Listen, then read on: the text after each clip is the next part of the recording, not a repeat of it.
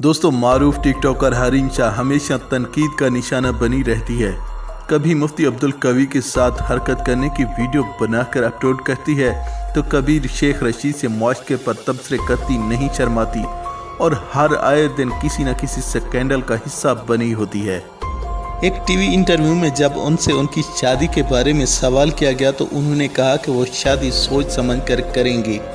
और जब उनसे पूछा गया कि आपको कौन सा सियासतदान सबसे ज़्यादा पसंद है तो उन्होंने कहा कि मुझे बिलावल बहुत ज़्यादा पसंद है